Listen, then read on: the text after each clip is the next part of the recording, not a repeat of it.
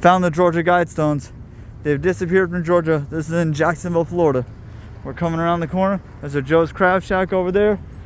We look around. What is this? The Guidestones. Ooh, what do they say? Nothing. What does it say on this side? What does it say on this side?